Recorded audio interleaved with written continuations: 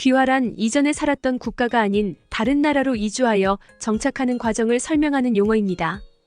대국 중국인이 소국인 한국으로 귀화하는 게 말이 돼? 중국인이 한국 귀화한 언니와 유럽공항에서 한국 중국 여권 동시에 내밀자. 여기 한국은 후진국이라며 해외여행도 제대로 못 갈 거라고 주장하는 중국의 금수저 출신의 여성이 있습니다. 하지만 우연히 한국 국적을 가진 여성과 해외여행을 시작한 이후 이 중국인은 계속해서 도저히 이해할 수 없는 일들만을 겪어야 했다고 하는데요. 그렇다면 그녀가 대체 어떤 경험을 했던 것일까요? 안녕하세요. 저는 중국 상해 출신의 신현이라고 합니다. 누군가 제게 있어서 가장 특별한 나라가 있냐고 묻는다면 저는 망설임 없이 한국을 꼽을 정도로 한국은 제게 정말 특이하면서 특별한 나라인데요. 한국은 정말 저희 가족과 제 인생을 완전히 뒤바꿔 놓은 나라거든요. 일단 제가 어렸을 때 한국은 중국인들에게 있어서 동경의 나라였습니다.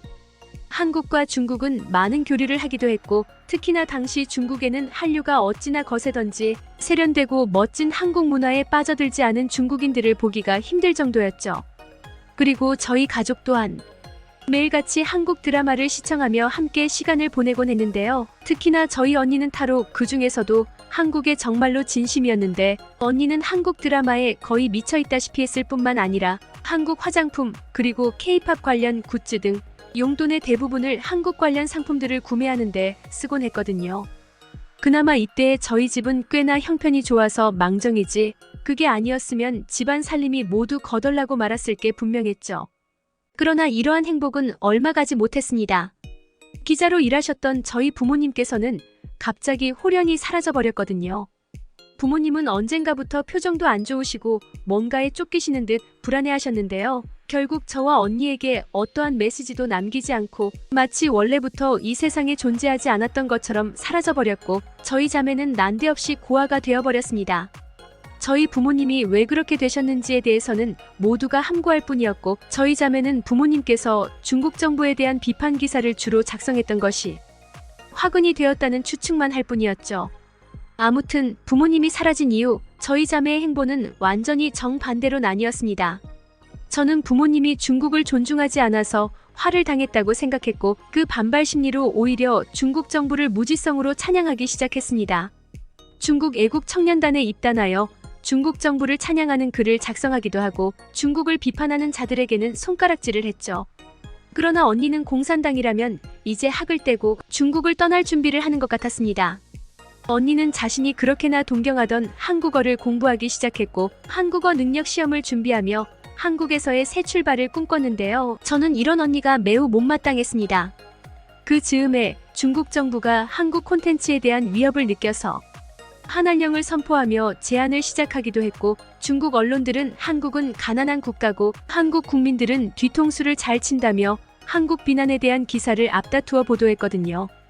결국 원래는 한국을 무척이나 좋아하던 저조차도 여느 다른 중국인들처럼 한국을 미워하기 시작했고 중국의 적국으로 가려는 언니가 배신자처럼 느껴졌습니다. 그렇게 저희 사이는 자연스레 멀어졌고 언니는 이내 한국으로 떠나버렸죠. 그리고 그 후 5년 동안이나 한국에 있던 언니는 뜬금없이 웬 정체불명의 아이와 함께 모습을 드러내더군요. 그랬습니다. 언니는 한국 남자와 만나 결혼을 한 뒤 아이까지 낳았던 거였고 한국으로 귀화까지 한 채로 제 앞에 나타났던 거였죠. 사실 언니는 한국에서 제게 편지를 여러 통 보내곤 했는데 저는 그럴 때마다 배신자 언니의 편지를 읽지도 않고 버렸는데요. 하지만 그렇게나 원망했던 언니였지만 오랜만에 보는 가족이라 그런지 정말 반갑더라고요. 그리고 조카는 또 어찌나 귀엽던지 중국의 못난이 인형같이 생긴 아이들과는 다르게 언니가 낳은 아이는 이목구비도 뚜렷하고 얼굴도 무척이나 하얗더군요. 그러나 역시 저는 중국 국적을 포기한 언니에게 중국이 한국보다 더 나은 국가라는 것을 보여주고 싶었습니다. 그러지 않는다면 어렸을 때부터 중국 정부를 찬양해왔던 제 과거가 전부 부정당하는 것 같았거든요. 그래서 저는 언니에게 현재 중국이 얼마나 잘 사는지, 전 세계인들이 중국을 얼마나 사랑하고 존경하는지를 설명했고 현재 중국은 한국을 아득히 뛰어넘은 기술 강국이자 선진국이라며 침을 튀어가며 열변을 토했죠.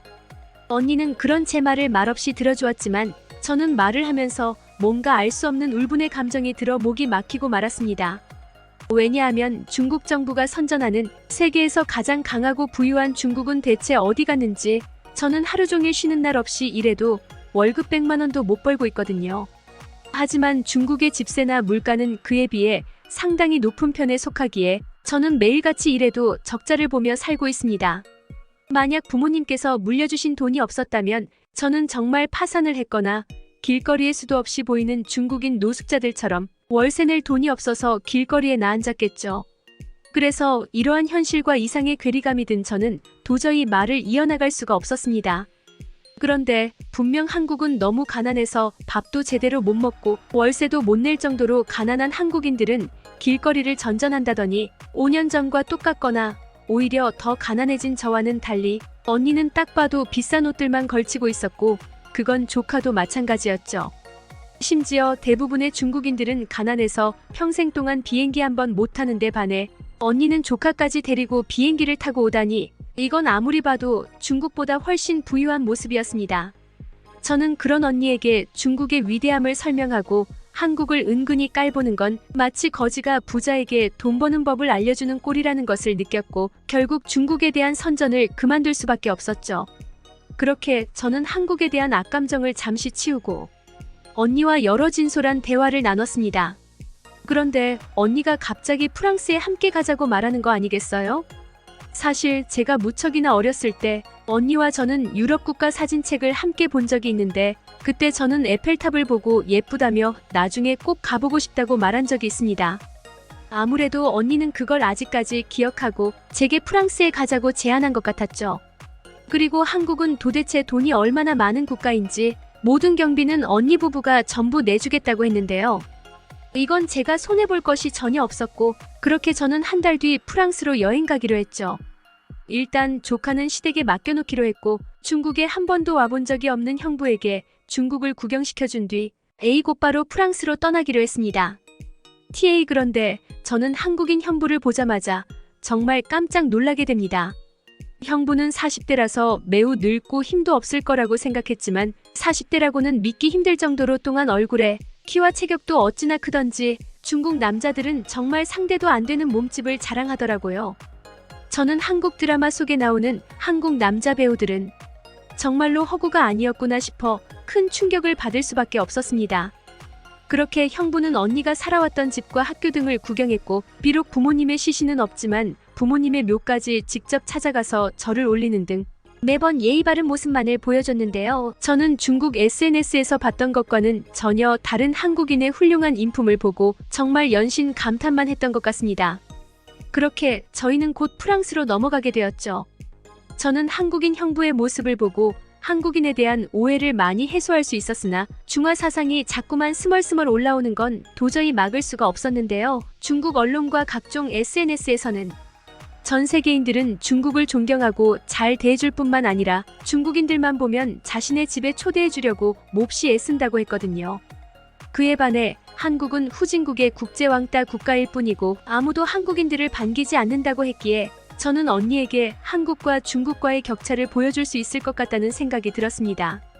그렇게 저는 알 수 없는 기대감을 품고 프랑스에 도착하게 되었죠. 그러나 저는 공항에서부터 엄청난 위기를 겪어야만 했습니다. 한국 여권을 가진 언니와 형부는 곧바로 입국 심사대를 통과할 수 있었지만 프랑스 입국 심사관은 제 중국 여권을 보더니 한껏 인상을 찌푸렸거든요. 그리고 이내 저를 어디론가로 끌고 가기 시작했죠. 알고 보니 별도의 비자 발급 없이 프랑스에 입국할 수 있는 한국 여권과는 달리 중국 여권은 프랑스 입국을 위해 반드시 비자가 필요했고 결국 저는 언니 부부와는 달리 별도의 심사대에서 엄청난 줄을 서며 차례를 기다려야 했습니다. 하지만 문제는 이뿐만이 아니었어요. 저는 몇 시간 동안 줄을 선 것도 모자라 중국인이라는 이유 하나만으로 별도의 조사까지 받아야 했거든요. 프랑스 내에 중국인 불법 체류자들이 급증했다는 이유만으로 저는 2시간이 넘는 삼엄한 인터뷰까지 받아야만 했거든요. 그러나 무엇보다 속상했던 건 따로 있었어요. 그건 바로 저 때문에 애꿎은 언니 부부까지 붙잡혀 별도의 인터뷰를 받게 되었다고 했거든요. 알고 보니 중국인들은 불법 체류도 모자라 한국 여권으로 위조를 하면서까지 프랑스로의 불법 입국을 시도했다고 하는데요. 결국 언니 부부는 중국인 지인과 함께 왔다는 이유만으로 여권 위조자로 의심받게 되었고 몇 시간 동안의 검사를 거친 끝에 겨우 풀려나올 수 있었다고 하더라고요. 한국은 전 세계 왕따 국가라고 하더니 오히려 중국이야말로 전 세계의 민폐 국가였던 것입니다. 심지어 중국은 전 세계의 신뢰를 받는 강대국이라더니 현실은 몇몇 후진국들을 제외하면 무비자로 갈 수 있는 나라 자체도 거의 없는 데에 반해 한국은 전 세계 최고의 여권 파워를 자랑하고 있었죠. 저는 입국부터 현격한 차이를 보이는 한국의 놀라운 모습에 완전히 기가 죽어버렸고 중국인이라는 이유로 민폐를 끼쳤다는 생각에 죄스러운 감정만 들 뿐이었습니다. 그러나 저는 이때까지만 해도 모르고 있었습니다. 이건 그저 시작에 불과했다는 것을 말이죠. 저는 중국의 국제사회에서의 영향력은 한국보다 아래라는 사실은 인정했으나 그래도 사람들만은 중국을 좋아해 줄 거라고 생각했는데요. 그도 그럴 것이 저는 중국에 있을 때 실제로 중국인을 존경하고 중국어를 배우기 위해 먼저 니하오라고 인사를 건네는 외국인들의 영상을 수도 없이 많이 봤거든요. 저는 그러한 전 세계인들의 사랑과 존경을 한껏 누리기 위해 백팩에 중국 국기를 바느질해서 달아두기까지 한 상태였습니다. 하지만 제 중국 국기를 본 프랑스인들은 저를 죽일 듯이 노려보는 거 아니겠어요? 또한 몇몇은 차마 입에도 담지 못할 욕설을 하며 중국인은 썩 꺼지라고 하더라고요.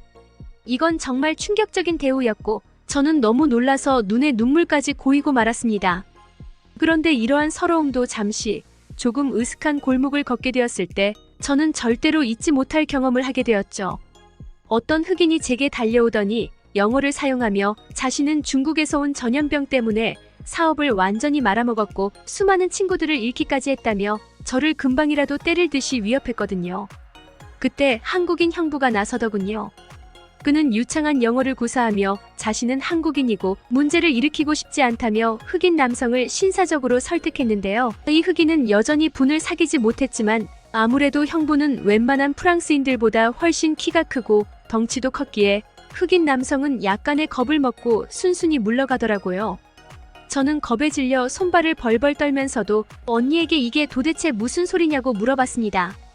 중국이 전염병의 주범이라니 이건 처음 듣는 소리였거든요. 그러자 언니는 제게 사실을 말해주더군요. 알고 보니 전 세계를 강타한 전염병 사태는 중국이 근원지였던 것입니다. 저는 그제야 중국 정부가 숨기는 진실에 대해 어느 정도 알게 되었습니다. 저는 미국도 우리의 적, 일본도 적, 한국도 적, 그리고 최근에는 러시아도 우리의 적인 줄 알았는데 알고 보니 전 세계가 저희를 적으로 간주하고 있었고 악의 무리는 오히려 중국이었던 것입니다. 저는 그동안 중국의 통제된 정보 때문에 전혀 인지하지 못하고 있었고 그저 좀비처럼 쓸데없는 일을 위해 목소리를 냈던 거였죠. 그리고 중국의 형편없는 세계적인 입지에 대해 완벽히 알게 된 이후 저는 한국에 대한 세계적인 위상 또한 알게 되었습니다. 형부는 중국 국기를 배낭에 붙이고 다니다간 분명 사고가 날 거라면서 태극기가 그려진 스티커 한 장을 건넸거든요. 생명의 위협을 느낀 저는 재빨리 중국의 오성홍기 위로 태극기를 덧붙였고 그렇게 저희는 계속해서 여행을 이어나갔죠. 충격적이게도 저는 태극기 하나만 붙였을 뿐인데도 프랑스인들의 눈빛은 완전히 달라졌는데요. 중국인인 저를 죽일 듯이 째려보고 심지어 제 발 앞에 대놓고 침까지 뱉어대던 프랑스인들은 태극기를 보자마자 엄지를 치켜 세워주며 미소를 보내줬거든요. 또한 몇몇 프랑스 여학생들은 제가 한국인인 줄 알고 함께 사진을 찍자며 다가오기도 했고 한국어 인사말이나 기초 한국어를 구사하며 제게 말까지 걸더라고요. 저는 한국어를 전혀 못했기에 형부가 대신 대답해주긴 했지만 그렇게나 중국 정부에서 우겨댔던 전 세계인들의 중국에 대한 존경은 실제로 보니 한국에 대한 부분을 그대로 중국만 갖다 붙인 셈이었습니다. 그리고 저는 그제야 왜 중국인들이 한국인인 척하면서 해외여행을 하는지 이해할 수 있었습니다. 위험한 지역에 방문하는 중국인 여행 브이로거들은 꼭 태극기를 붙이고 여행을 이어나가곤 했거든요.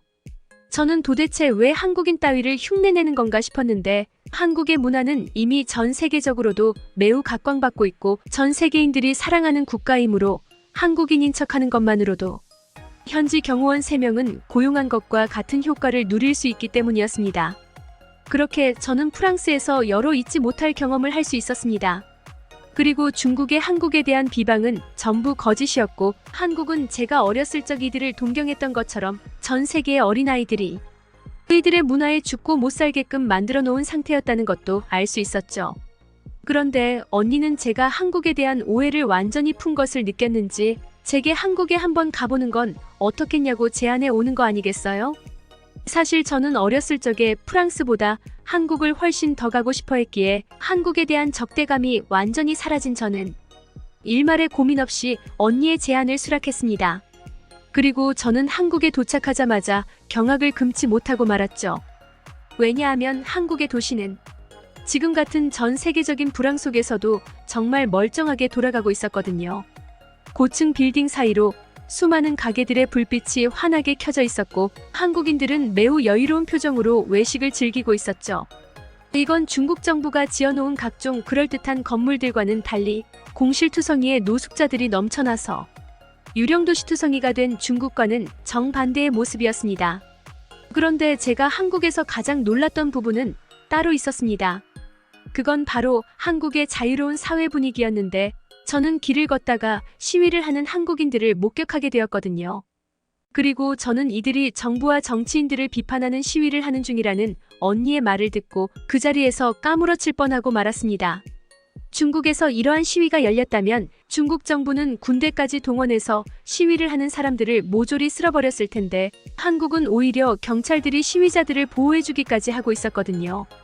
아무래도 한국은 중국과는 비교도 할 수 없을 만큼 선진적인 국가라서 이러한 집회의 자유가 보장되어 있는 듯 보였습니다. 그리고 한국이 이렇게나 빠르게 성장할 수 있었던 이유도 이러한 높은 시민의식 수준을 가진 한국인들은 부패하고 자신의 일을 하지 않는 정치인들을 꾸짖을 줄 알기 때문인 것 같다는 생각이 들기도 했죠. 중국에서는 정치인들이 국민들의 눈치를 전혀 보지 않고 계속해서 부패하고 더러운 일들을 일삼고 있음에도 오히려 국민들이 정부의 눈치를 보거든요. 이외에도 저는 한국 여행을 이어나가면서 한국의 여러 부유하고 선진적인 모습에 정말 신세계를 경험한 느낌마저 들었습니다. 그리고 만약 제가 언니를 따라서 한국에 왔다면 저 또한 한국인이 되어 우수한 한국인들과 함께 사회를 살아가며 전 세계인들의 사랑을 듬뿍 받았을 거라는 생각이 드니 엄청난 후회감이 들어 오열을 하고 말았죠. 중국 정부에 세뇌됐던 저는 지금 아무것도 남지 않은 채 나이만 들었지만 한국은 세계에서 가장 독특하고 흥미로운 문화를 가진 나라 중 하나입니다. 한국 문화는 정말 많은 나라에 큰 영향을 끼쳤다고 해도 과언이 아닐 것입니다.